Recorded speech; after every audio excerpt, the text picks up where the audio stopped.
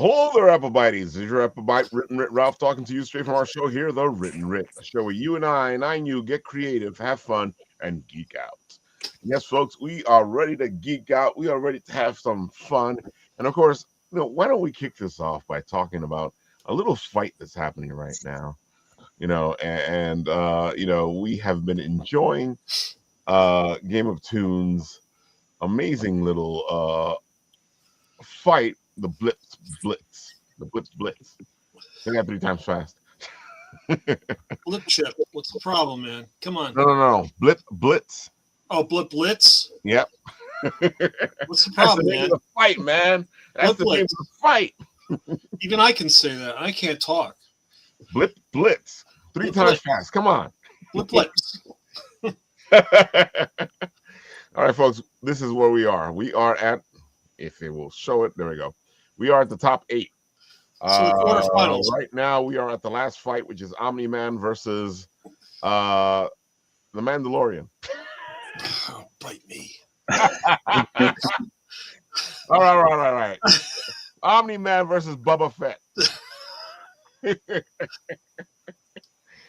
You're killing me, man. Now, all those Boba Fett fans are like, Ralph, how dare you? I got to go with Boba Fett. I'm voting. Oh, you kidding me? Omni-Man's beating them? Baloney. This is so rigged. Right? Because this is so rigged. Everyone I choose loses. It's so rigged. The TV show just ended. The new they had new episodes of The Incredibles. The Incredibles. Did Mickey Mouse win? Nope. Are you kidding? Gizmo beat Mickey Mouse? I think I voted for Gizmo. I couldn't stand Mickey.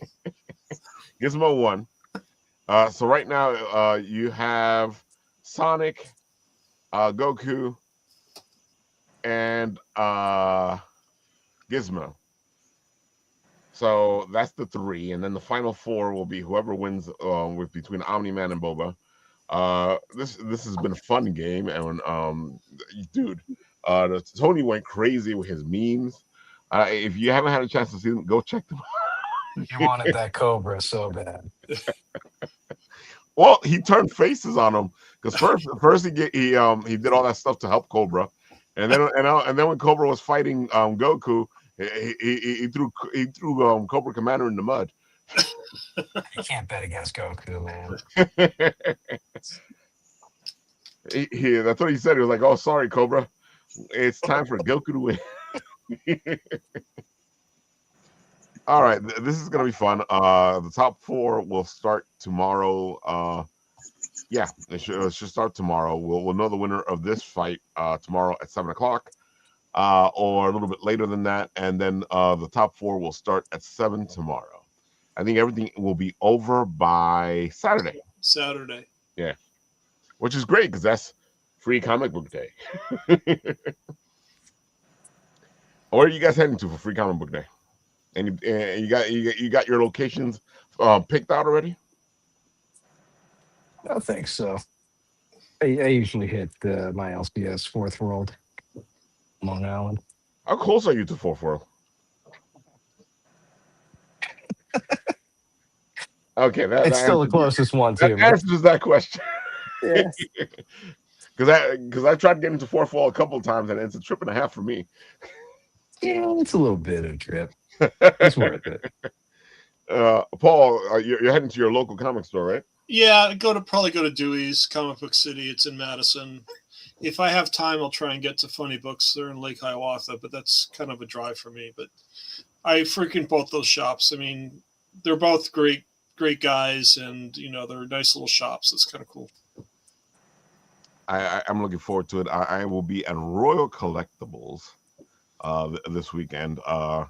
Usually where I go to hit things up, and they have a makers fair at the same time, so it's like a con and free comic book day at the same time. Wow, they're going all out. Oh, definitely. It's always a blast. I have a ton of fun. I spent like the majority of the day there because of both events. I'm actually gonna try to get in early to showcase what's going on and all the beautiful stuff they're setting up. I'll let you know if that happens. Yeah, with Dewey's, it's right below. They moved the Kubert School from Dover to Madison, and now it's Dewey's is right on the first floor. The Kubert School's on the second and third floor of the same building, and they have a bunch of artists. Like Fernando Ruiz is going to be there. I know V. Keith Marion had been there about 2 years ago, and they've got a bunch of students from the school there doing like free sketches. So it's a lot of fun, and you can sometimes pay the artists as well, but for the most part, they'll do a free sketch for you. It's really a good time. No, Mark Torres is doing his inning. Yeah, he's hitting up that new location at the Broadway Mall, right? Yeah. I'll be there too. Okay, awesome, man. Oh, that's right, Francis. I don't know if I can be. get there. I'm gonna try to be. Yeah. I will be there. I think I'll probably be right next to Mark. That would be a place to be then. Also, what's it called again? Mid Island. Yeah, it's a really nice little spot.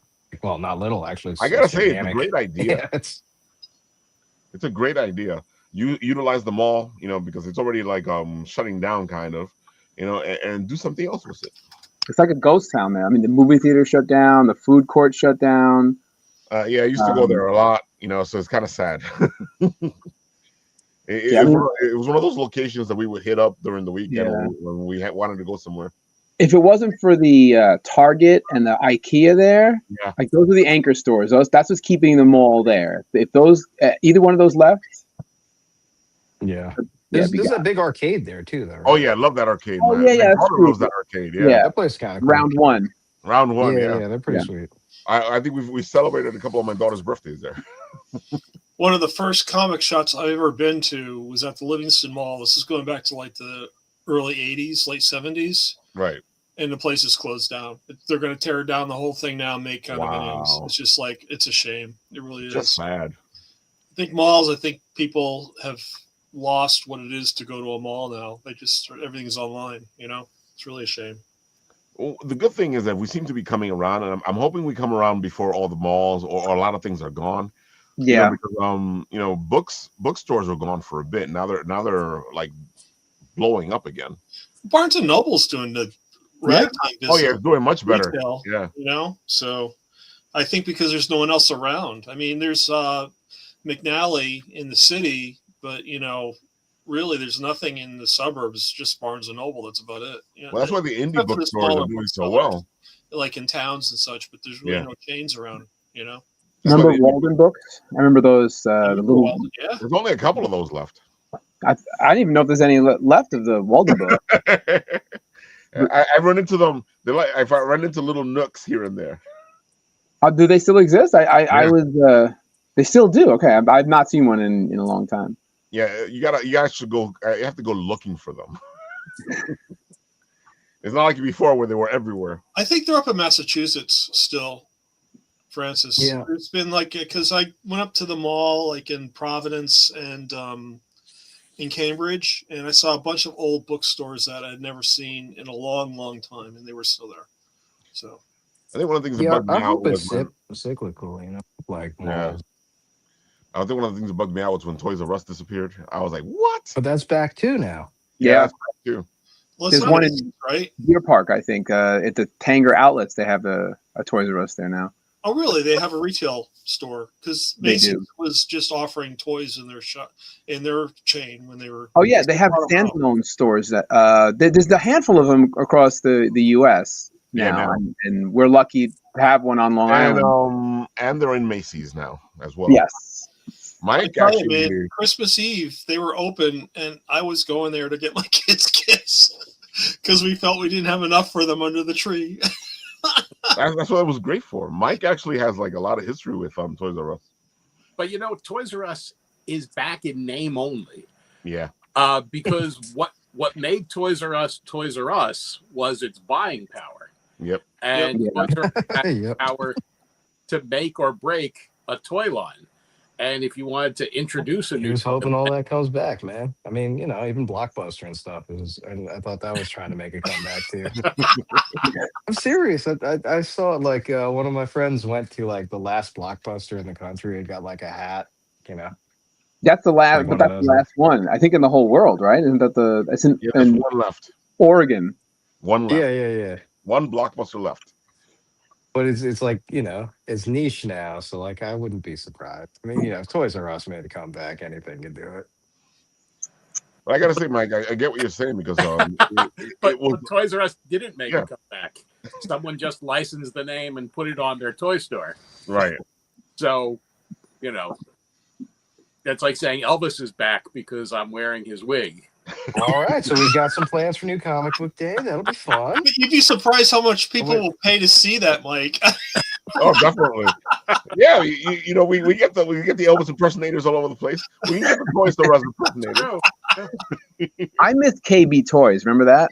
Oh, yeah, Maybe, maybe. yeah, man. You remember Babbage's? How about Babbage's? Real Yeah. back now. Babbage's Software, etc. Yep. Which all became GameStop, and they all. And now GameStop's like. Tower Records, I miss. I miss Tower Records. The Tower Records is still around online, and it's also still around. Yeah. In Japan, right? Yeah, you said Japan, right? Yeah. Yeah, I And went also to that Virgin- Tower Records in The Virgin Japan. Megastore It in was Times dope. Square. Great. Oh, I They were love doing. They had like the Virgin Megastore in Times Japanese Square. MTV, and they were interviewing my friend, American guys walking up, like, I mean, I love TV, toy like, cars all the for the Japanese city music. with the Ferris wheel and everything. I brought my Yeah. kids there several times. It was fun. That's why they went out of business. 'Cause all this real estate in the middle of Manhattan, giant Ferris wheel. How much are you really making off this store? I'd like to know. Hey, FAR Schwartz is back. That's in the city now. Rockefeller Center. Yeah. Yeah. Toys R Us Times Is that Square. the one from Hey. Home Alone or something? Big. Big, okay, Big. with the The keyboard. The big giant That's keyboard. cool. Mike, you were saying Toys R Us Times Square? Toys R Us Times Square took in $5 million a day. Yeah. Oh, really? That much? Yeah. It was a tourist spot. Yeah. That's why I didn't like. I figured what they should have done was close down all the smaller stores, leave the one in Times Square open, because that means that it would have been a destination location, because people would have came, because now you wouldn't have that many Toys R Us. Yeah. Actually, that's a good idea. You should be running things. But I've never understood why they have to close all the stores down. I'm like, dude, just keep one or two open, and you probably make money off of that. Well, look, that's what GameStop's doing, right? They're closing stores left and right. Oh my god, yeah. And their website sucks. So how are you going to buy games now? And they rip you off for everything. Yeah. I thought I got a deal back on New Year's Eve. I ordered Earthbound for Super NES, $99 from GameStop. It's like, this is great. I got it. 2 weeks later, it was a counterfeit cartridge. From GameStop? Are you From kidding GameStop me? online. Cartridge. I was counterfeit. I'm like, so I spent $100. The game's worth like $400 cartridge alone, $400 or $500. Like $100. This is great. It's too good to be true. Oh man. So, Mike, I gotta say, I love having you on because you have all this history lore from so many different things. You've been around for a bit, and you've done a lot of things. Bizarre things that make no. Ooh. I can't hear you, bro. Yeah, no. Okay. As soon as we got Mike talking, he got thrown off. Freaking Ghost of the Machine again. It's like we're going through this again. It's like It must be the mummy's curse. I gotta say, it has to be the mummy's curse because that's why Mike's on today. Yeah, I had a feeling Shadow couldn't hear Mike because I think Shadow kept thinking there was like long moments of silence because he kept jumping in. I'm like, Oh, yeah, okay. Yeah. I don't was think wondering what was Shadow can going hear on. I was like, I don't hear nothing. Yeah. him. I thought everyone was just saying yep, like King of the Hill stuff. My bad. Oh no, Mike was talking. Oh, sorry. No, don't worry about it. I had a feeling you couldn't hear him. Mike will Can be you back. all in a hear him? minute. Huh? Yeah, we can hear Everyone him. else good? Oh, Yeah. okay. Well, What are you on your phone? my apologies. Yeah, but I can hear everyone else. Yeah, but I feel like Mike's sound is a little lower than the rest of us. Well, I can't hear it at all now. Well, Mike's gone. Oh, there you go. Mike's back. Yay! All right, Mike, you good? I don't think you Can you hear me? Yeah, we can hear you. persistence is futile. Can you hear us? No, I don't think you can hear us. You know, you gotta love live TV. I don't know if you guys can hear me, but I cannot hear you. I just hear like a clicking sound. We can hear you. All right. We can hear you. Yeah. Do the sign language. It almost seems like a strange promotion for that new Steven Spielberg film. So they filmed on Long Island. Let me see. Wait, I can just text him. Yeah, tell him I'm sorry if I was talking over him, man. Oh no. I kind of figured it out. I think he considering how little I say normally, you know. All right, Mike, here we go. So we can hear you. You know, ever since I saw Supernatural and Misha, it was the episode where they're in the real world and they meet with Misha and the rest of the guys because they're the actors, and Misha like feeling like one of the guys as he texts. I've been doing it myself. Oh, there he goes. He's back. Let's see if he can hear us now. You can hear us now, Mike? Yeah, I can't hear you guys. That's so weird.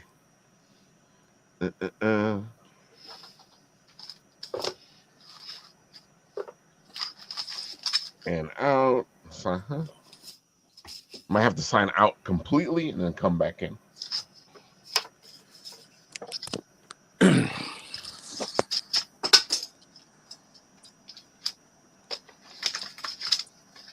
It's possible. Oh no, we would see the mute if it was muted, and then we wouldn't hear him.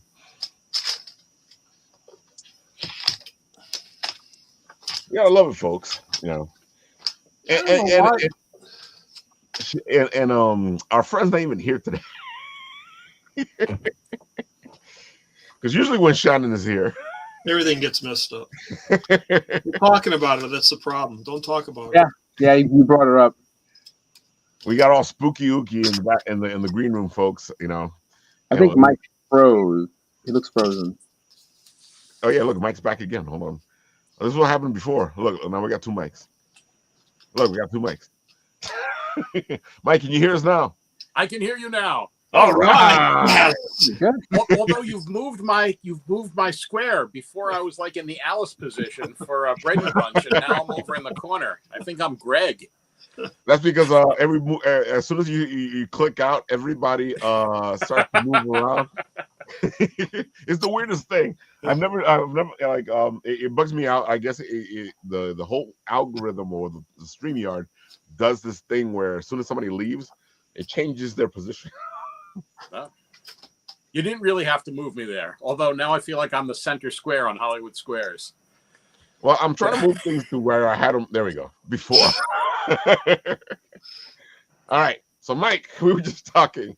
We're getting sick, Raphael. Stop it. I was going to say, we were just saying that we mentioned Shannon in the green room, and we shouldn't have mentioned Shannon in the green room because everything gets all spooky ooky when she's around. But, Mike, I feel like things follow you in that direction as well. And you're here to talk about the mummy, so maybe it's the curse of the mummy. Maybe. Although there's not actually a mummy involved in this, it's just the sarcophagus. There's technically no mummy because the sarcophagi do not open. So, do you want me to tell you the whole story, Ralph? Go for it. Okay. I've been dying to hear this. I miss working with you because that's when I would hear the story. Yeah, Ralph, did we first meet at Toy Fair or near Comic-Con, or was it at Ripley's? It was at Ripley's. You were doing that event at Ripley's, and we were there for that, and that's when we met you. Yeah. Yeah, neat. So see, it's like come full circle. Oh, definitely. So this particular tale begins in 1974, and I was a young boy playing on the beach in New Jersey one summer, and I was playing with my G.I. Joe adventure set, and this is back when G.I. Joe was 12 inches tall and he had the big vehicles. And it was the adventure of the lost mummy or something like that, and there was a sarcophagus in his vehicle and G.I. Joe, and I was burying the sarcophagus in the sand and digging it up over and over. Right. You know, the way kids play. Right. Oh, now I can hear people. And the end of the day came, and my mother said to me, okay, we have to go. So I went to dig up the sarcophagus, and I couldn't find it. Right. So I'm digging holes everywhere, cannot find the thing, which is amazing because it was like, I swear to you, Ralph, it's been haunting me for over 50 years. It was right there in front of me. I do not know where it went. So finally, my mother was like, we have to go. You know, we can't stay here while you have an expedition for 5 more hours. And I was really upset because I was a little kid. And she said, what? Just think, someday some other little kid is going to find this and they'll be amazed. This will be so exciting for them. And that stuck with me for years. And then 10 years ago, just on a whim, I thought to myself, I'm going to get one of those sarcophagus, make a mold of it. There it is. And cast some. I'm going to cast 74 of them. Whoa. And I'm just going to bury them random places on beaches and let people find them. My name wasn't on it. There was no website. There was no information. Somebody would just be digging in the sand, find a sarcophagus, have no idea why it was there. And my original plan was just to do it once, to do it for one summer. But then I got to the end of the summer and the mold was still in good shape. And it had been fun to do. And I said to myself, I'm going to do this again. And I did it again and again and again. And then here we are 11 summers later, and this is the end of it. What brought about the end kind of were two things. Last year, let me back up. A few years ago, a kid in England found one, and I didn't know this because my friend Barry had gone to England and buried one in Blackpool for me. So a kid in England found one and had been searching for its origin for a couple of years. And finally, he just did a Google image search and came up with the press release from 10 years ago when I started burying them. Right. And then he contacted me through LinkedIn, and the BBC did an interview, and they're like, why are you doing this? And how many have you buried? And they were the first ones to ask, is this tied to the release of the new Mummy movie? And I said, no, this is totally unrelated to the Mummy movie. And then shortly after that, Brendan Fraser announced that he was doing the other new Mummy movie, not to be confused with Lee Cronin's Mummy. Right. And people were asking if this was somehow related to that. So I thought to myself, although Lee Cronin's Mummy was good, and I'm sure the Brendan Fraser Mummy is going to be good, I didn't want people to feel that they were in any way connected. And the mold, after making 814 sarcophagi, had started to degrade a lot. So I made a final batch, and the 814th sarcophagus, along with the original mold, which is now in very poor shape, was acquired by Ripley's Believe It or Not, and they're going to put it in one of their museums. Nice. And that's cool. I guess put it in one of their books and maybe in their daily comic. And then, here's one of the sarcophaguses. Oh, there you go. He has his own right there. And then we're also in talks about there being a world record for this, although I really don't think there's anyone in second place because, except for the actual Egyptians, no one else has been running around burying sarcophagi. So I'm fairly certain I'm the only one, and I don't think anybody's even close. So I don't have to worry about, I don't know, Jerry buried 812. He's catching up to me. I'm ahead of everyone else by a lot. But you've had an interesting relationship, like we were just talking about, because that's when we met you for that event you were doing for Mexico Toys, right? Yes, probably. Yeah. Yeah. Oh, yeah, for the Annabelle doll. Oh, for the end, that's where we met. That's where where we we met. met. For Batman. No, it was for the Annabelle doll. Wow. It is always fun when I'm being interviewed by someone. They go, "What's one of your greatest accomplishments?" or "What's your greatest accomplishment?" And I say, "I got to drive the Batmobile down 42nd Street hop the curb and drive into the front of Ripley's Believe It or Not. Oh my God. That's hard to top. That is hard to top. I know this story though. Yeah. Oh my God. It amazes me because you have such great stories. How do you find yourself in these situations? Well, I just do the stuff I do, and everything else just follows along. I like that answer. Well, Ralph, we've done a lot of stuff together, and sometimes that is true. Opportunities just occur. That they do. Yeah, it's that's what I tell people all the time. Just go out there and do stuff, because if you're not doing anything, nothing's gonna happen to you. Yeah. Well, also, and we live in New York City. Yep. There is literally something happening every day. And if you just go out your door, there's a good chance you can run into something exciting. Especially in New York City, yeah. Oh, definitely, 100%. And there's so many events that happen in New York City. Sometimes, you don't find out until years later or months later, or you're so surprised that it's happening when you find it. You're like, what the? Well, I mean, we can't go into the story I told you personally. Okay. But I mean, what was it, Monday or Tuesday? It was like the Times Square Association meeting in the afternoon. Right. And, there was lots of excitement with that. And then watching Riz's new movie with him in the evening. And that's, two fairly exciting things in one day. Yeah. Yep, New York, man. Folks. Yep. Go do stuff. Yeah. That should be the slogan. We love New York, but also New York City. Go do stuff. But it's so funny because I feel like as New Yorkers, what ends up happening is that we take for granted where we live. Oh, 100%. Yeah, how many people have said, I've never been to the Empire State Building, or yep. I never go to the Statue of Liberty. And, Statue of Liberty. Uh-oh. Yep. I feel like Drake is going to be our new Shannon. He's talking about Statue of Liberty is something you only need to do once.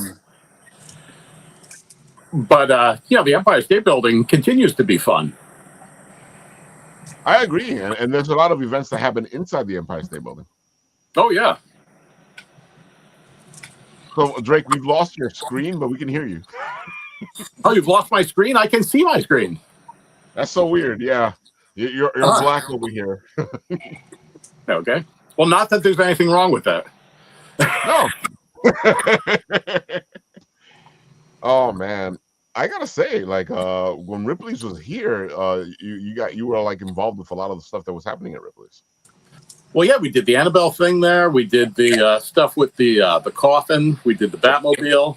There was a lot of good. Oh, I did my book launch was there for Contemporary Krampus. That's true. Yeah, with their Halloween party. So there was lots of exciting stuff. I was very sad to see it go, and I hope that they open up another branch here. I agree. I was surprised that when they closed it, I was like, okay, because I thought it was doing well. Well, COVID hurt a lot of business. Oh, yeah. COVID was the destroyer of a lot of businesses. Yes. Oh, man. Let's see. Dude, you also run around the city dealing with food too, right? Well, for a while, I was the Korean food ambassador, which is funny because, and I say this lovingly, I don't think they knew when they picked me that I was a white guy. So, but, my other half is Korean, so that kind of counts. That counts, yeah. But, yes, I was involved with that for, and I still help out when they ask. There's another ambassador now. I gotta say, it's just amazing all the stuff that you do, but I feel like what you're saying is true. It's like if you don't go out there and try to experience things or do things, then it's just not gonna happen. Oh, that's 100% true. I mean, it would be amazing if stuff just started to happen in your living room.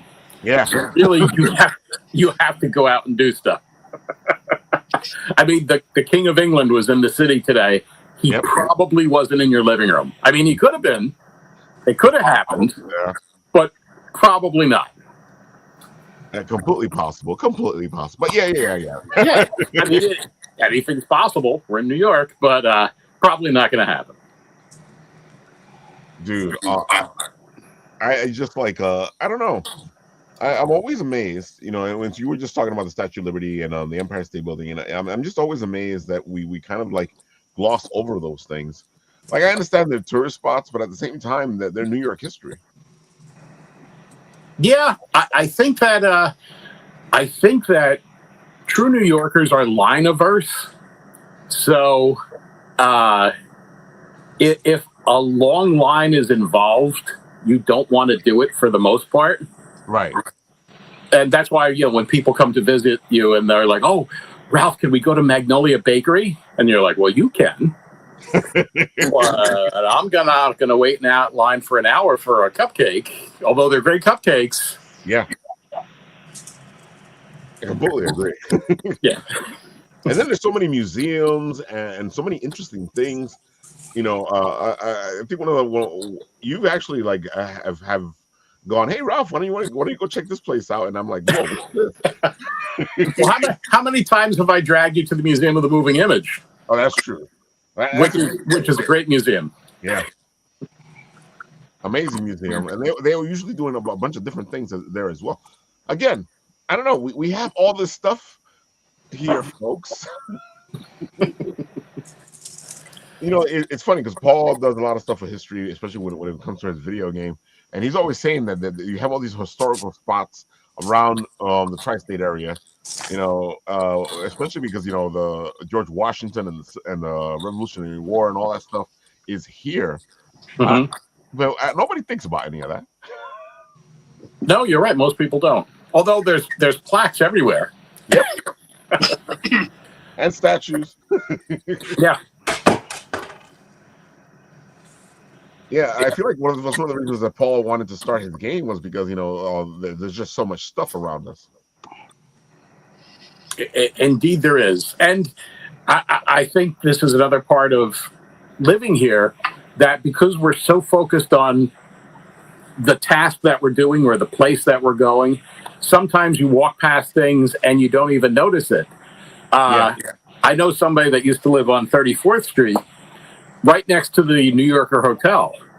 And I mentioned casually one day, "Oh, you know, that's where Nikola Tesla died." And they're like, "No, he didn't."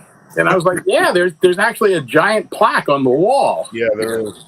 It's like 3 feet wide by like 3 feet tall. They're like, "No." Yep. They've been walking down that street every day for years. And we walked down the street and I was like, "There's the plaque." And he's like, "Oh my God. I never stopped to read that. I never knew what that was." So I think there's a lot of things like that even I walk past every day, and it just doesn't register what it is or why it's there or, you know, what's going on. I agree. And read about it. I agree. I'm the same way. I knew Tesla was there because I'm a big Tesla fan. I don't mean to geek out. I'm sorry, Mike, and I apologize. But I was a big G.I. Joe fan. I had the Adventure Team vehicles. Did the Mummy version come with a snake? I think it came with the Buddha, right? I can't remember what the components were, but I remember having that Mummy version. Are we losing audio again? Oh. So, Mike, you can hear me, but you can't hear Paul? No. This is getting interesting. Translate, will you, Ralph? What did Paul say? You can be like the translator. That's what he just said. He said, "Oh, Paul, Ralph, translate." So he was asking about the G.I. Joe with the Mummy. Yes. Right. What was the question again, Paul? I was. I feel like we're using a Ouija board. Paul, is it a yes or no question? Go ahead, Paul. No, did it come? I think it came with a Buddha that opened up, had gems inside, and then I think it might have come with a cobra. I'm trying to remember. It's been so. Oh, so he said that he thinks it came with a Buddha that opened up and it had gems inside. And No, that was a separate playset. Ah, that was a separate playset. Okay. There was it was really the same vehicle, I believe, but one was the Mummy one, and then there was a Buddha one. And it's funny. There was also a gorilla playset, and then they just made the gorilla white, and that was the Abominable Snowman playset. Wow. I love it. I love Hasbro, man. They were so great. He was like, Hasbro was so great. I agree. I had a huge Joe collection. Oh my God, I really enjoyed collecting the Joes. You know, my brother was the bigger one on it, and my parents would give him the stuff. So you know, I didn't get to play with it too much. I still got the Adventure Team vehicle. It's got the 2 components. One has got the detachable, like mobile unit, and then the other is the radar unit in the back. I still have it upstairs in my attic. So, Mike, did you ever get the big aircraft carrier? Because you know that's the goal of all the GI Joe guys. No, because that was for the smaller GI Joes. I was back in the I was back in the time of the 12-inch Joes. My middle brother or my baby brother had the big aircraft carrier because he was around when they were doing the smaller. I would consider inferior GI Joes. You're not the only one to tell me that. Even as a kid growing up, my parents kept saying you're playing with dolls. I said, no, I'm playing with an action figure. I don't know what you're playing with, but I'm playing with an action figure. Paul was like, even when he was growing up, his parents would be like, you're playing with dolls. He's like, no, I'm playing with an action figure. Well, legally there is a distinction. So they are action figures and not dolls. Oh man, folks, don't say things don't get interesting here on the show. Well, actually, Ralph, I wasn't kidding. Did you know there's truly a legal reason why we have the term action figure? I think I know what it is, but I found out a while ago. What did you tell us? It was because of customs pricing, and dolls had a high custom, right. And when G.I. Joe came into being, they were like, no, that's not a doll, it's a action figure. And there was no high tariff rate for that, so it came through without the higher price. That is amazing. I saw like a documentary and they were talking about Joes. Yes. And they were talking about action figures versus dolls in the show. And I remember them mentioning this. Is it an action figure? Is it a doll? Well, you remember the Mego action figures? Yeah. Yeah. I had tons of Mego action figures. And my grandmother, bless her heart, they used to sell the Mego action figures for some reason in our local drugstore. Right.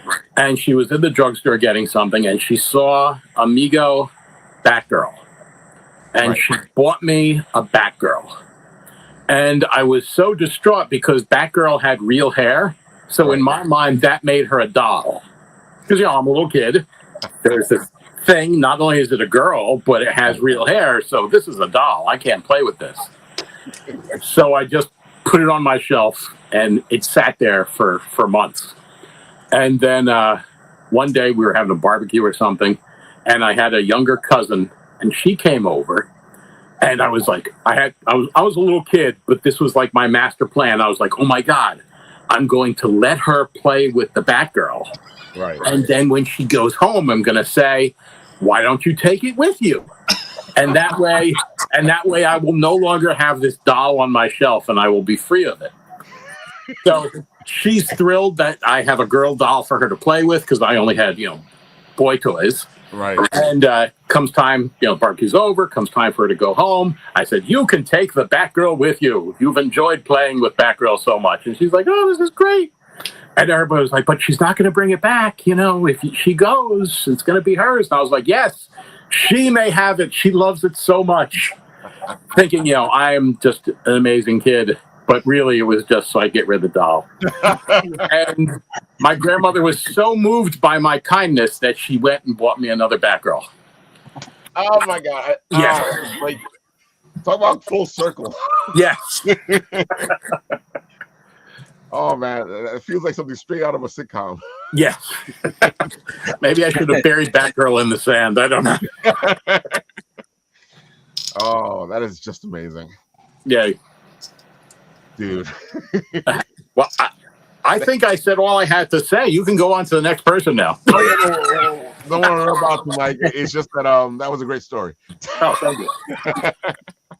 All right, so Francis, you are busy and you've been busy, and we're coming off of MCon this weekend, which was a blast. I love MCon. MCon is one of the better cons out there. It's a small con. It's a free con.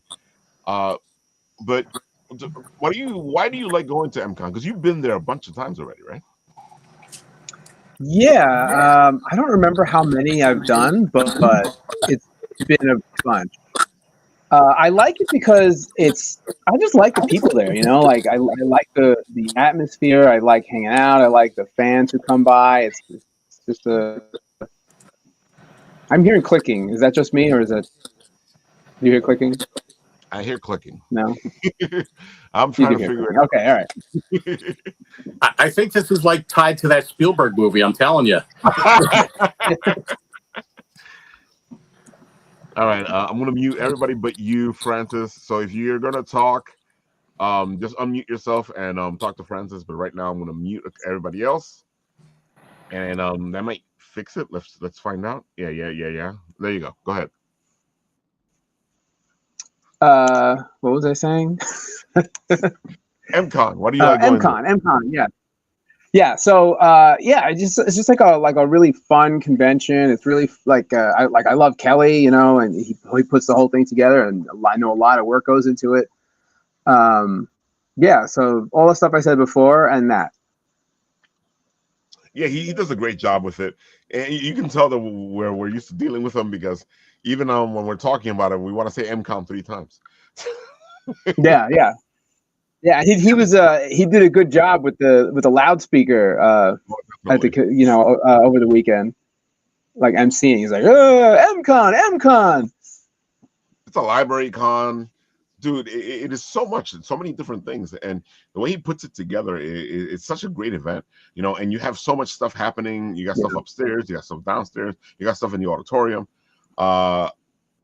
Dude, it's just a great place to be.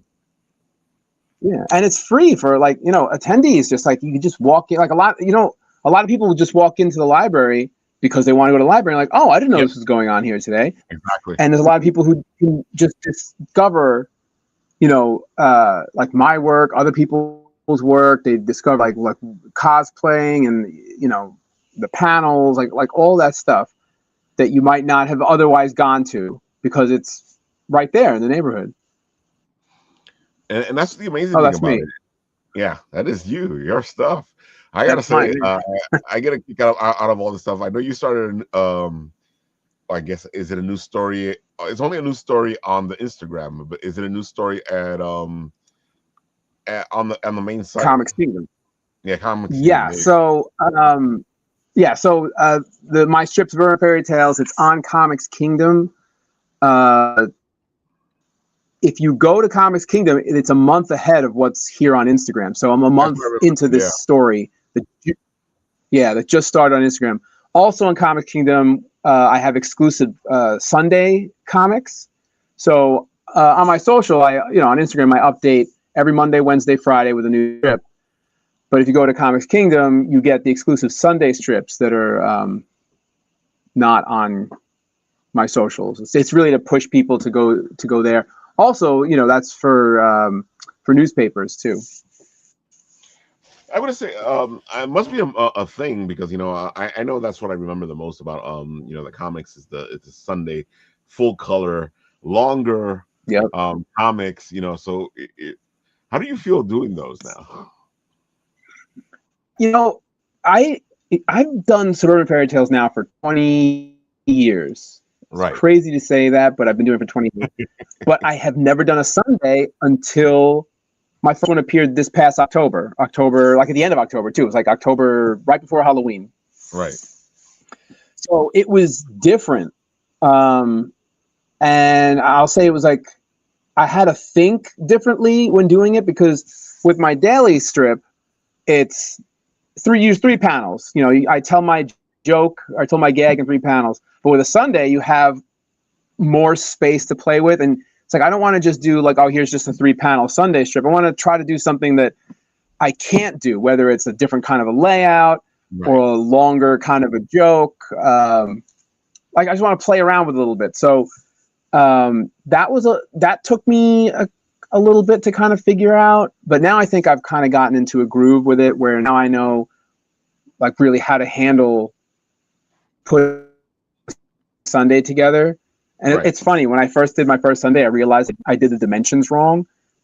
they gave me the dimensions and like how you're supposed to set it up. And I did like 4 Sundays and I was like, all right, now I have to send it over to my syndicate. And then I was like, wait a second, I'm like off by like 1/4 of an inch. So I had to go back into each Sunday. Whoa. And I forget if I was like, I think I was either shorter or I had to crop it. I don't remember what I had to do, but I had to go in and it was like almost like I had to redo those 4 Sundays all over again to get them the right dimensions. It was not fun.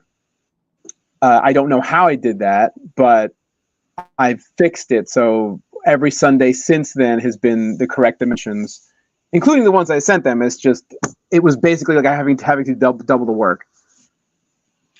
So, it's a little longer on the Sunday comic strips, but in your books, you were still just repeating the stuff you had done before, right? So you hadn't done like a longer version in one of the books?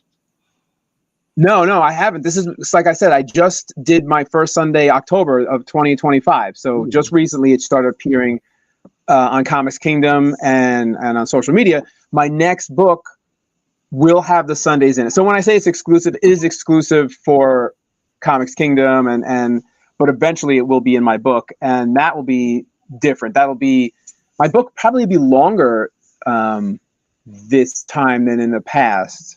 I use usually about 117 pages for my book, and it's probably going to go a little longer than that because of all the Sunday strips that I've kind of built since October.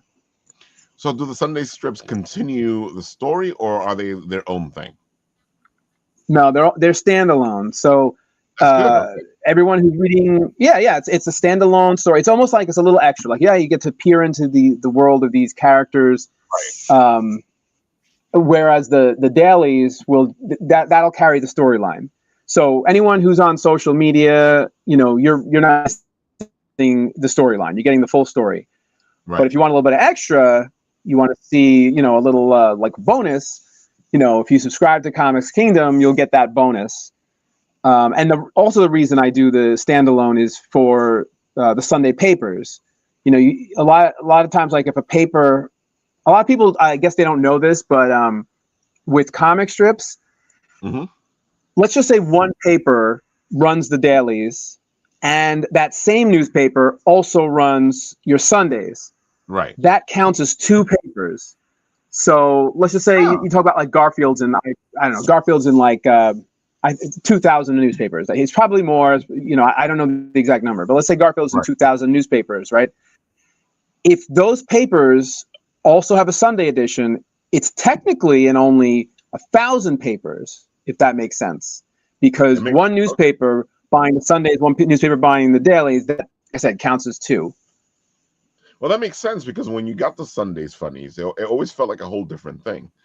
Sometimes you get a story that continues into the Sundays, but it always felt to me like this was different. This was separate. So and also Sunday. I'm sorry, go ahead. I gotta ask. So I'm not asking the amount you get paid, but do you get paid the same amount for a paper that runs the Sunday one and the weekly one? Good question. That is a good question. I actually don't know. I'm pretty sure it's the same amount because it's again, I'd have to look at my contract, but I don't know if I'm allowed to say on here, but I'm pretty sure it's the same amount. But that's a good question. I don't know. You can tell us a good question. I don't know what I'm allowed to say or not. Yeah. You have to talk to my lawyer. That's fantastic. Um, but yeah, but like doing the Sundays, it's been great. It's been great. So like to have started that and to have something that is different and that isn't continued. So it's like its own thing. So if it's just in a Sunday edition, then like I said, you don't have to read the dailies. Gotcha. I'm always fascinated by this stuff, and I don't think we've picked your brain up. Because we usually see you, we usually talk about your stuff, usually talk about other things, and we tend to have geek out conversations. Yeah, I mean, I love the geek out conversations, but the business part of it, behind the scenes is interesting. I always found that interesting, like talking to other cartoonists, especially like the ones who've been doing it like way longer than me, right? Who are like way, like really well known cartoonists, because they've been in the industry for just forever, and they have insight, into the business that, I was just syndicated. We talked about it in 2024. Yeah, exactly. Mm-hmm. So this is, this part of the business is all very new to me. And there's only so much you get from reading books and interviews, but when it finally happens, you're like, all right, now like this, now you're part of the business or part of the industry in a different way. I'm not saying, people who do comics, you're all part of the industry, but it's like, it's different when you're dealing with like a syndicate compared to when you're doing it on your own, because it's there's just things that you don't. But I feel like that's what's because a lot of people kind of go, oh, comics are dead, but not really, because comics are everywhere now. You see them on Instagram, you see them on web what is it, web comics, webtoon. Yeah, webtoons. You see them they I feel like they've actually evolved. Yeah, like comics are so they're really pop, especially like the quick comics, like the one panel, or like you'll see like the 3-panel comics that are on social media, because we all have short attention spans. People like, they want to just get in, or they want to read something for like 3 seconds and then they keep scrolling. I think when people say comics are dead, I think they're talking more about like the newspaper industry and the newspaper comics, and they're not dead, but newspapers are they're dying. You hear more and more about how newspapers are shutting down. Yeah, there's not as many papers as there used to be, and even like the ones that do exist, like the New York Post, they don't carry comics anymore. They used to. They don't carry comics anymore. So it's not as important to newspapers as it used to be. Whereas, you talk back in the day, in the 20th century, having like a Calvin and Hobbes or Peanuts, and then, or not having it could make or break your newspaper. Like, that is huge. And even before that, you talked about were big. Sunday sales were huge. Yeah. But I'm saying, and even like, you go back to like the 30s, with Little Nemo and Crazy Cat and Prince Valiant, like this is when it was even more important, because you'd have like these full, like the papers were printed larger, and you had these full giant pages of comic, like beautiful artwork. No, you go to the 90s, it was still important, but like, they got reduced to the size of a postage stamp in the paper. That's why you have strips that are like little tiny rectangles, and it's So when you're putting it online or you're doing your own comics, you kind of have a little bit more control over it, and it's different than it used to be. I gotta say, like, I have a lot of friends who put their comics on webtoons. I got a lot of friends who read comics on webtoons. That's why when people go, oh, comics, I'm like, no. And it's still, I feel like newspapers is still like the big thing for comics. It's like, which newspaper are you on? So, I don't think newspapers are dead completely yet, because, that's still the thought process on people. Yeah. I don't think newspapers will ever completely go away. They'll always be kind of like magazines still exist, right? Yeah. Or if like vinyl records, like it's just back gonna. now.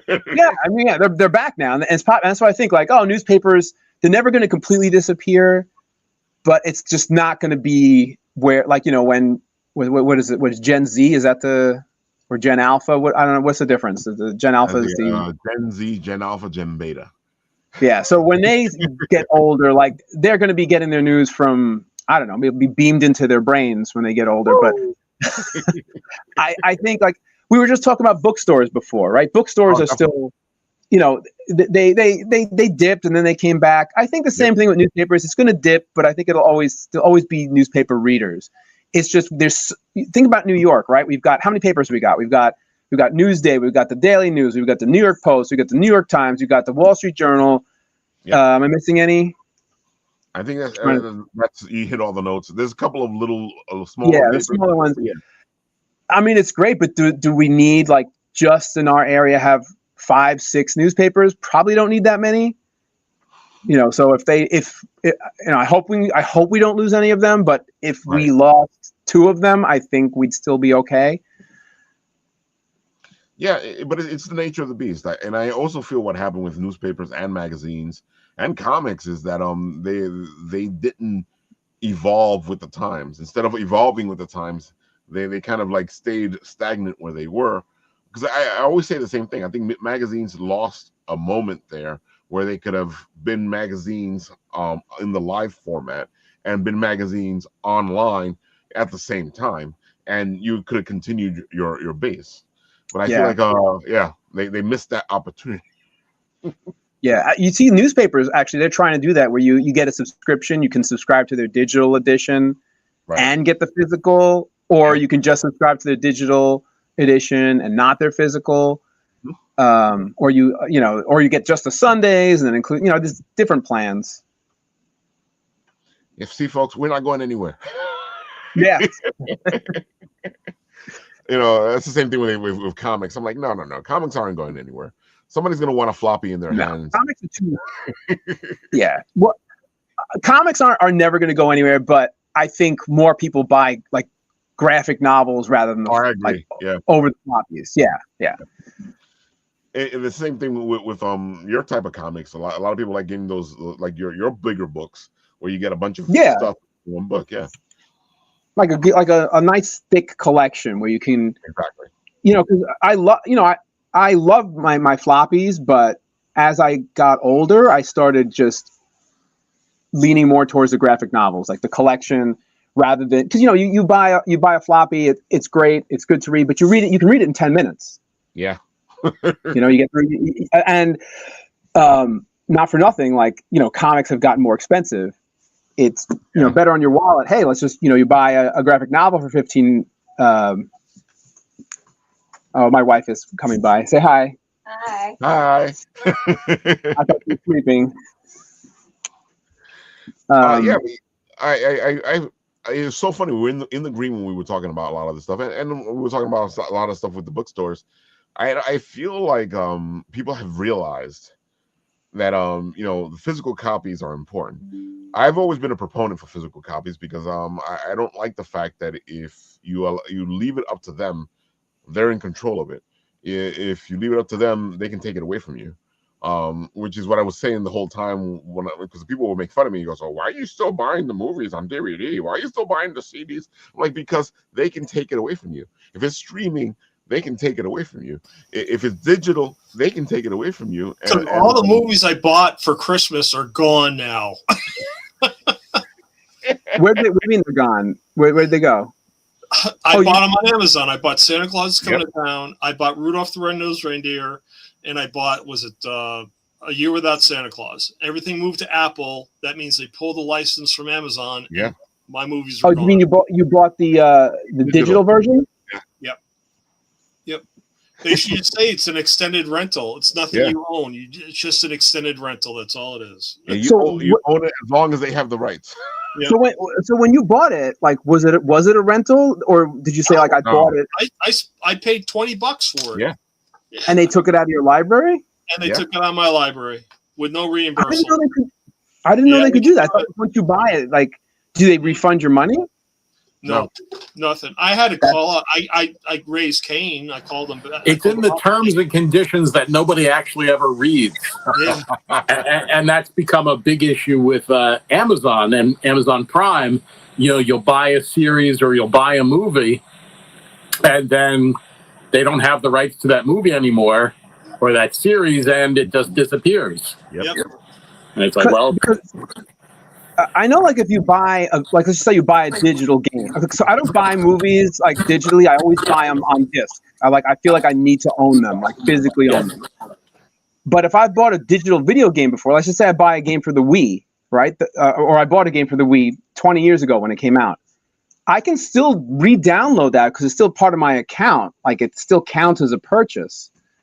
I guess it must be different. Not to take it away from you. Yeah, I guess.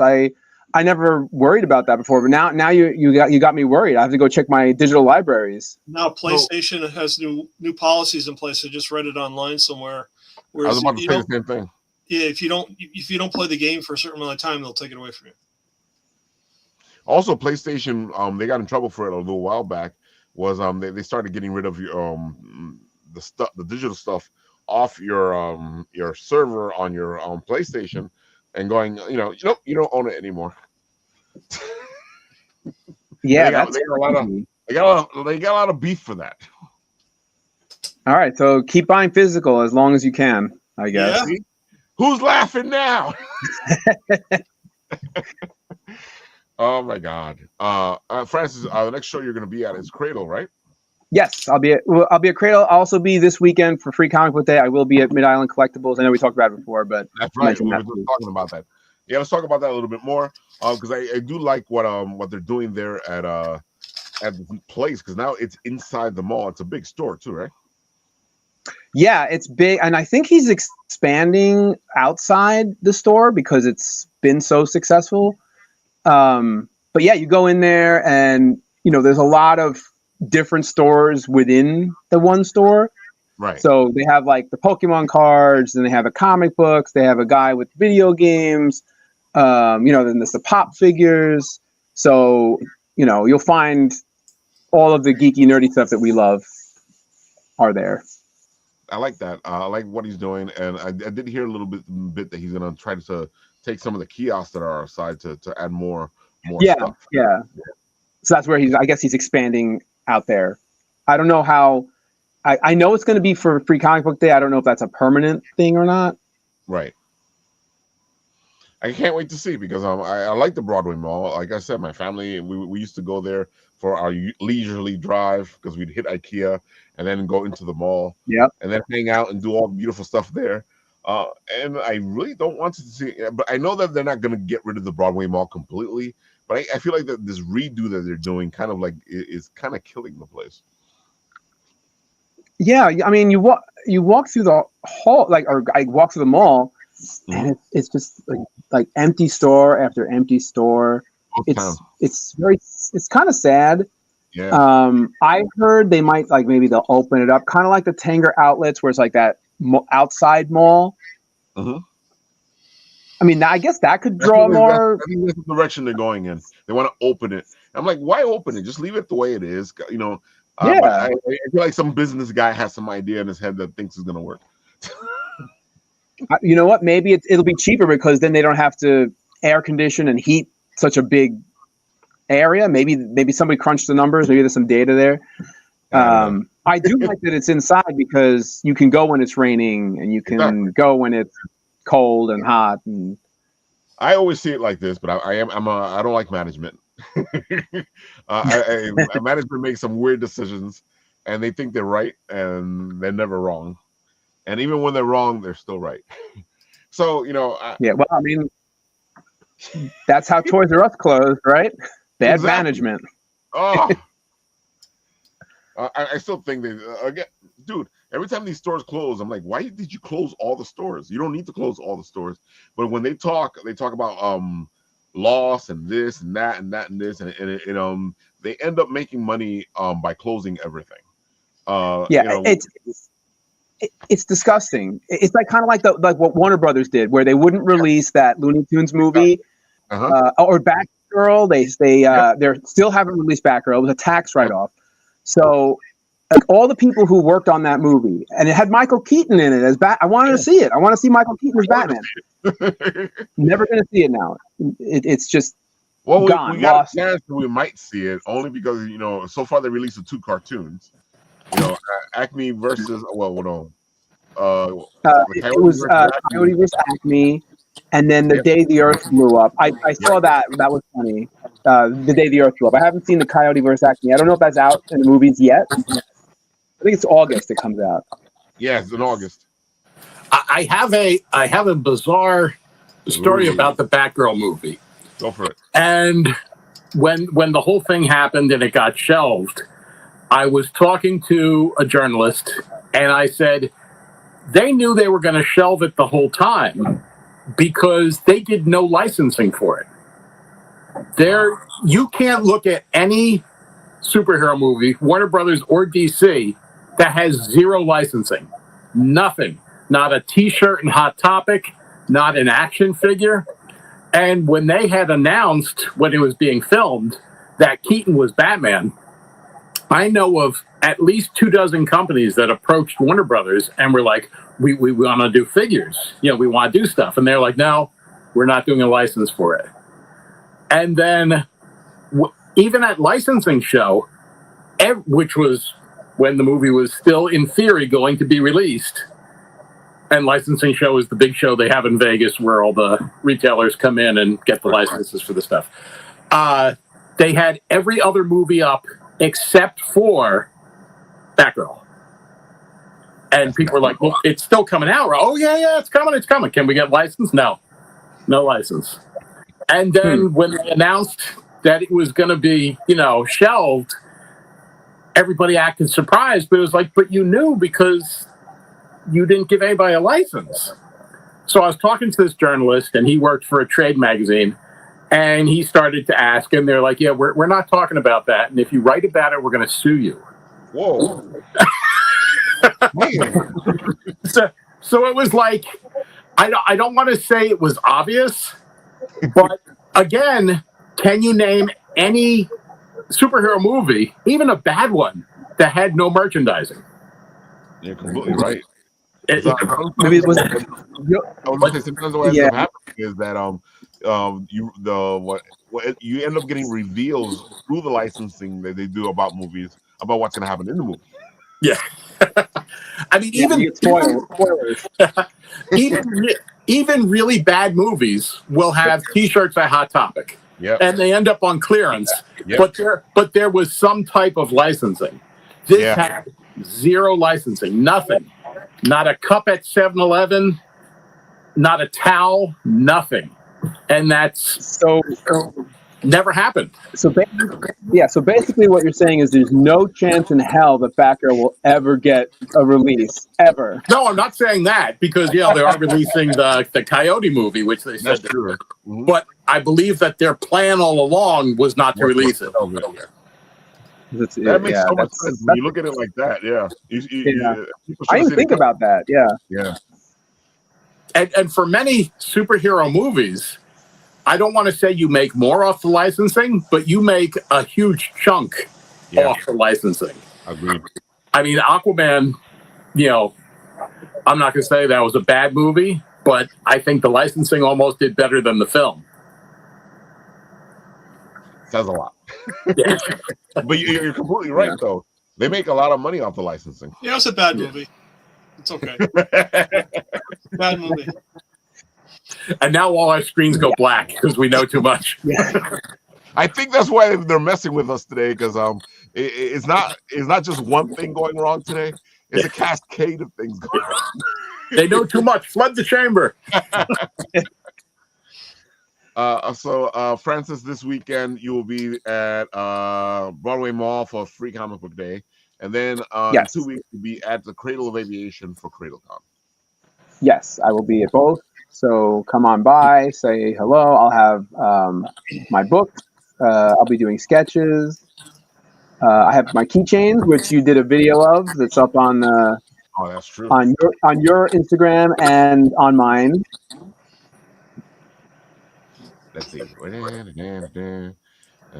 I put you? I put you over here. Yeah, I put you over here. Uh-huh. Yeah, there it is. Hold on. There we go. Yeah. Oh, look how awkward I look. Dude, you have evolved considerably since the first time we did an interview. So, like, worse? Oh, you are way better. You're saying you look awkward. Look how to me you look so relaxed. Oh, I guess I'm good at faking it then. Well, that's the whole thing. Oh, I also hate. Go ahead. Sorry, go ahead. I was gonna say I hate watching myself or listening to myself. Like, I'll never listen to myself. Like this podcast that we're recording now, I'll never go back and listen to it because I'm on it. Never. Anytime I'm on a podcast, anytime I see a video, I'm like, I never want to see it again because I'm on it. If you saw folks, they go the keychains. They look fantastic. I love the colors on them. How'd you get them done? Did you get them 3D printed? 3D printed. Yep, I did. Actually, I have it through my own 3D printer, so I did it myself. Just kind of put them together. Yeah, there's a lot of trial and error, but I eventually got them to a point where I was happy with them. So yeah, folks, go check them out. We've known our pal Francis since before we were bitten apple tea. Yes, that's going dating back to 2012, right? Yeah, 2012, 2013, around there. It's either one of those 2 years. Yeah. Go check him out. He's fantastic. We will bring you more of him at Cradle.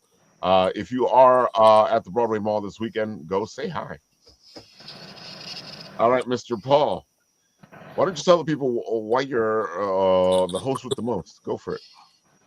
Okay, cool. So I'm fast and furiously working on the next issue for our Kickstarter launch of Time Enforcers. And this is actually going to be the first print edition that we're doing. The first episode was done digitally. That's when I was actually trying to program a game at the time. But now, because I have to animate all these cutscenes for episode 2, I said, why not make a comic book? And that's what I'm doing. So I'm pretty excited about it. It's looking really good. We're going to be featuring, right at the point now, I think it's 48 pages total for the individual issue. Nice. We'll be offering that on our Kickstarter, but we're also going to be doing a hardcover edition as well. And I'm going to be featuring a lot of the commissioned artworks that I purchased over the past year and a half at different cons of all the artists, including Francis. So I have to hit Francis up for a bio. But the whole point is to feature the artists that actually have done commissions for me, put in a bio for them, and then their links to social media. So hopefully the artists will get some recognition from the work they did, after I sell this book. So I'm excited about that. We have, like I said, the hardcover, but we also have a couple of variant covers in the work right now. I have Angel Lopez, Son of Saint, doing one, which is just phenomenal. And then I have Chris Mad working on a second, and I want to try and get at least 1 or 2 more. So I have at least 3 or 4 variant covers to add as an incentive for a higher tier. So I'm really excited about this.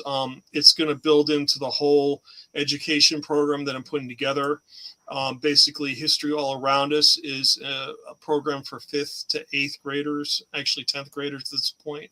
And it's using a state mandated curriculum to essentially gamify the learning experience. And when I say gamify, I mean not play a game, but actually immerse the kids in an episode where they actually have to journal, and they take a mission briefing packet and they do journaling every day. They do research on a topic that they want to choose. So if you've been working on, the curriculum is feudal Japan, they get to choose the person, place, or thing that they want to investigate. And so once they get all the research done, they come back together as a team. They collaborate and they do a presentation together in front of class. So not only are they finding out the history on their own, they're working together to present it to everyone else in class.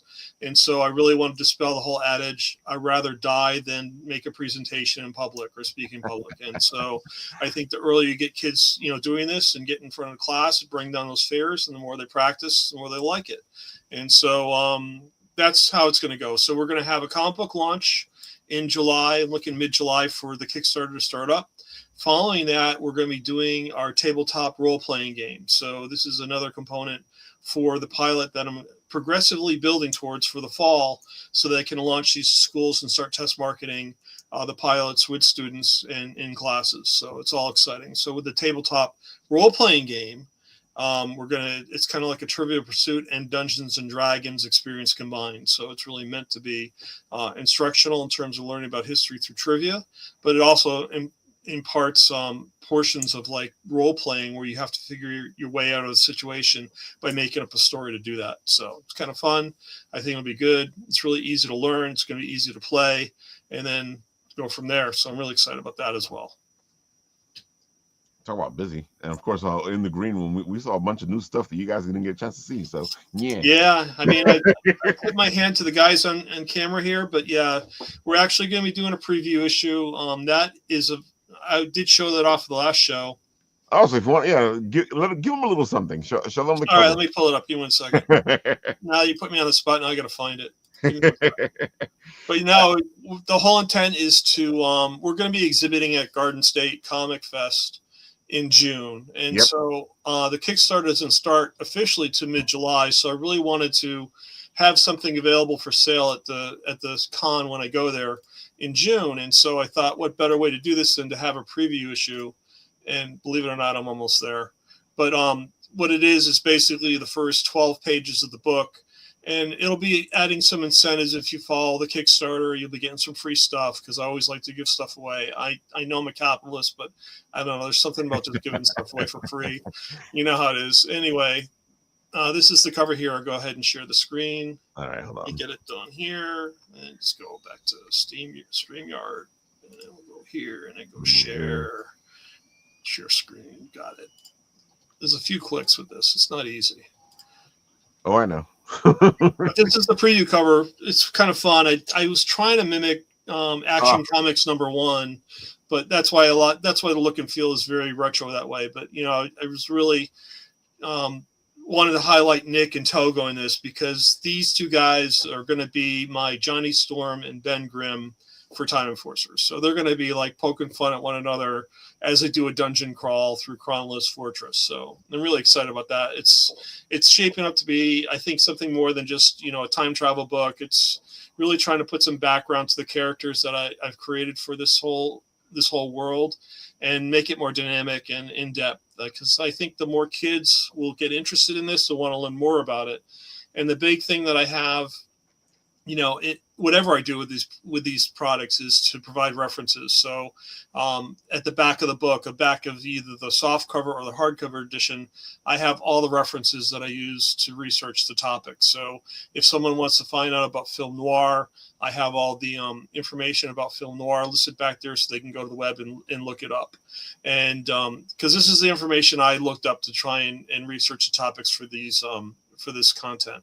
I mean, I'm not a historian, so I went to reputable sources to try and find the information to make this credible, for readers who are looking at it. The same thing with Togo. Togo is the dog that led the sled run in 1925 to help the kids who had diphtheria, and he was a sled dog that did that. So there's a whole background on him in there. We'll be offering trading cards. Trading cards are actually going to partake and go into the tabletop role-playing game. So it's like I'm just coming up with all this stuff and trying to repurpose it across all the different platforms, and it's really a lot of fun. It's fun creating new things, and it's fun researching all these topics and bringing them to life, which is really cool. You're amazing to watch. I gotta say, you did a great job with this cover. Yeah, it was fun. I mean, I really wanted to be, Nick is in black and white. He's, film noir, so everything's black and white for him, including his attitude about life. I mean, there are no grays, even though he isn't gray, but everything's black and white. He's the good guy, right? It's if you're bad, you're bad. If you're good, you're good, and that's the way it is. So, but Togo's going to poke fun at him, and he'll poke fun at Togo, so it's going to be fun. Can't wait to see what happens. Yeah, I just. Yeah, it's like, have you written a script out? It's like, no, I haven't written a script out. I know where I want to go with this thing, but I'm doing the scripts as I go. Well, sometimes that's how it works, man. You have the idea, and then you go with the flow. Yeah, it occurred to me the other day. It's like, I was thinking this whole thing through, and it struck me. Another idea came. It's like, okay, now I can add another segment to the comic that I wasn't thinking of before, because I'm just not a planner that way. I'm more of a strategy guy and tactician. I just move. I'm not a big planner. And Paul, this weekend you're going to be at your local comic store, which is which one? I'm going to Dewey's Comic City. They're right in Madison, and it's right underneath the Kubert School. So they'll have artists there doing commissions, usually for free. And it's really cool. It's a great experience for the kids to go there and get, a piece of artwork, Batman, Superman, whatever, and these students will do it. But they have artists there as well. Fernando Ruiz, who is big with Archie, and he's actually a teacher at the school. He usually is there at Free Comic Book Day. He's been there. I've been going to this store for Free Comic Book Day probably for the past 20 years, and he's there like every time. Really cool. And V. Keith Marion has been there a couple times, and Lee Weeks is big. He usually appears there as well. So there's a lot of guys in the area who worked at Marvel and DC that will go to the store and actually, do drawings, which is really a lot of fun. So love it. And of course, Mike, why don't you tell the people where they can find you, all the good stuff? Because Mike has a lot of great stuff he's doing and some great stories. I don't want anyone to find me. I don't want to be found. Especially now that Warner Brothers is going to come after me for telling the secret about, I need to go into deep hiding. You could find me on Instagram. I'm Krampus New York. I'm sure Ralph will put a link. Yay! Yeah, the link is in the comment section as well. He has a great Instagram. There's always something happening. I gotta say, it up too much. That's too much pressure.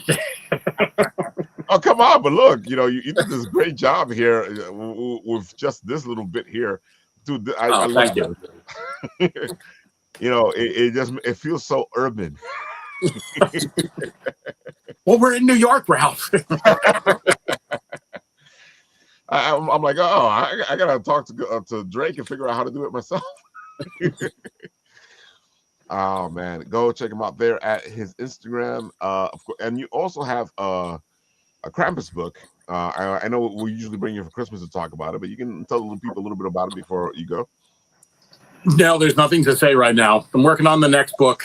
Not going to look backwards. We have to look forward. See, folks, that's the way you do it.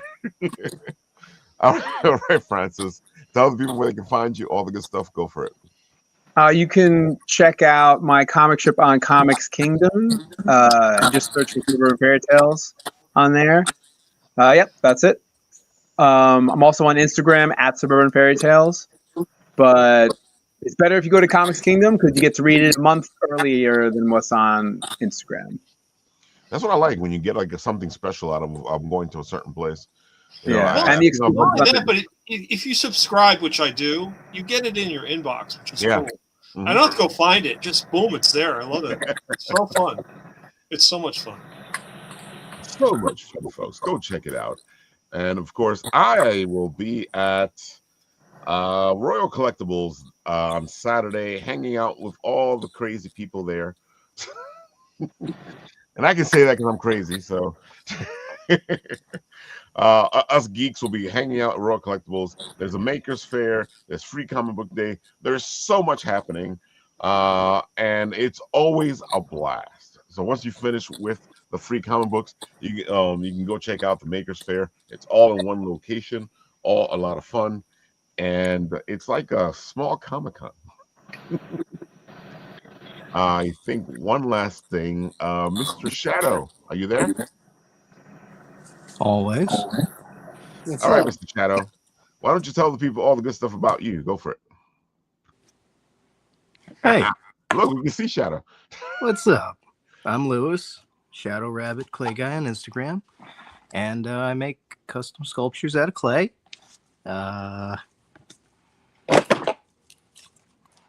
Little stuff, big stuff, kind of whatever you can come up with. And yeah, I figure I can get it up. Here we go. Of course, Shadow is a sharer. He shares all the beautiful stuff. What the heck? Come on, open. Oh, hey. Look, Shadow. Your stuff is fighting me, or is it? I'm beginning to think that my computer is the reason we're having all the issues. That's fine. My phone has been bugging out all night, so apparently it's been on mute for who knows how long. Shadow, what type of clay do you like to use? I really like just using the non-drying clay. Mix it with waxes, kind of get the consistency I like. But I've used, pretty much anything. I've been doing a lot of epoxy sculpt lately. Like the 2-part mixes. Mm-hmm. But yeah, pretty much any brand I've tried once or twice. Yep. Shadow is amazing. He makes all look. He made this for Mr. Pop and Twist. He was excited about that when we were at a table. I'm glad. I wanted to make that for him for years. He is amazing. Yep. There's the Shadow Man himself, and you are heading to CradleCon as well, right? Yes, sir. I will be at CradleCon. I'm super looking forward to it. I'll have a table there, make my little stuff. My son is going to have a table there selling his comic book that he drew. So I'm pretty excited about that too. Rigel makes stuff. Love it. I love the father and son thing. I've done a couple interviews with them at a couple of the Cradle of Aviation cons. Yeah, it's an amazing venue. It's a great show, and a ton of our friends are there. So that's really one of the best parts of going. And as you can see, folks, Shadow makes dreams come true. Commission them today to make your dreams into reality. Love it. I can't wait to Cradle. I'm looking forward to Cradle. I know it's 2 weeks away, but it can't get here any sooner. That is crazy that it's that soon. Let's see. I got one more thing over here. Our pal AZ Volt has his Kickstarter going. It's doing. Oh, look at it go up. It's doing really well. He is at 9,608, 188 backers, 21 days to go. He will be here next Wednesday to talk all about the beautiful stuff he does. If you love video games and sexy women and comic books, this is right up your alley. This is a love letter to all that stuff, and of course, I've been looking forward to this story for a while. He's been talking to us about it here on the show a couple of times, and I can't wait to see what he's going to do with the story. And also, he's building a universe. So this is the first book in that whole universe. So go check out AZ Volt and come see him next Wednesday when we talk to him. Just amazing stuff. I'll put that link into the comment section over there. And I think that is everything. Oh, look at that. It's the Son of Saint. He goes, Shadow's my hero. He is a saint himself. Of course, folks, the Son of Saint is an amazing artist. We saw a preview of something he's working on here with Paul. You guys are going to have to wait to see what it is. But if you guys are looking for a good artist to handle movie posters, comic book covers, book covers, Son of Saint is the man to go check out. And I think that is everything, folks. Anybody else have anything to say before we go? Angel's cover is kick-ass. Oh, I'm a guest judge on a Food Network show in September, but I don't know the name of the show yet. So I guess I'll be back on in September and telling you about it. There we go. We get Greg back on. That's so cool. And Paul, you were saying? Angel's cover is kick-ass. That's all I got to say. Angel's cover is kick-ass. I agree. Angel's cover is kick-ass. I got to see it. All right, there you have it, folks. Everybody's coming back sooner or later. Mike Drake, Francis, Paul, some of these guys are just regulars, and they'll be back because we like to geek out. So on this show, when it ends, I press the button, and where it stops,